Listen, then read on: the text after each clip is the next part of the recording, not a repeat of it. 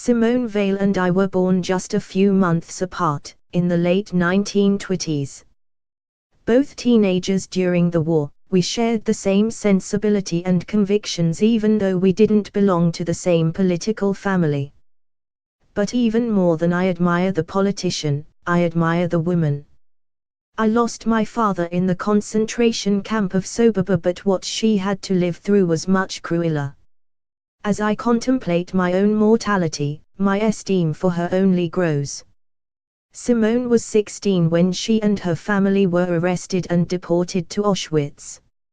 In January 1945, on the death march from the camp, her mother died in her arms. As for her father and brother, transferred to another camp, they never returned. Had she run for the French presidency, there's no doubt in my mind that she would have won. And yet, with her indomitable youth and determination, she became a champion of reconciliation with Germany. Instead of looking back, she looked ahead. The future for the next generations and hope of a lasting peace could lie only in a European Union, with a reconciled France and Germany at its heart. It required true moral greatness to have felt this way just months after returning from the death camps.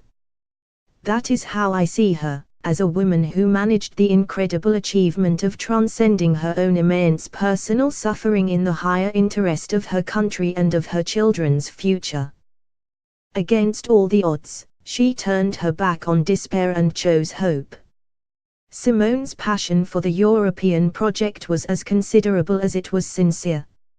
It reminds me of Victor Hugo's, who dreamed of the United States of Europe after the Franco-Prussian War of 1870 and whose writings about it still feel revolutionary today. Victor Hugo too suffered terrible personal tragedies, the loss of his children to accident and madness, also the early deaths of his wife and mistress. Both Victor Hugo and Simone Weil had a quality d'American English, as we say in French, in other words an ability of the soul, that is very rare. For me and my compatriots, Simone soon became a symbol, and there is nothing more powerful than a symbol.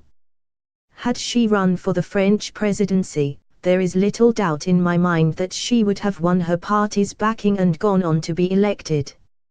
However, I don't think she wanted to, she was too devoted to her family.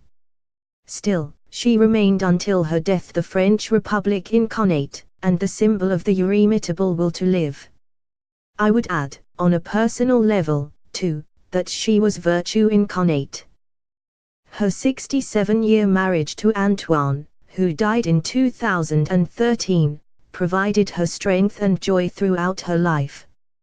Simone and I often discussed the Jewish condition, and what struck me was how, in the interests of the nation, she wanted to turn the page on the dark hours of the Nazi occupation. For instance, when the Nazi butcher of liars, Klaus Barbie, was brought to trial in France in the late 1980s, I was Justice Minister then, she disapproved of it. I was astounded, but her main concern was the interest of the nation. She wasn't in favor of stirring up the pain of the past, she always looked towards the future. For her, Vicky and the collaboration wasn't France,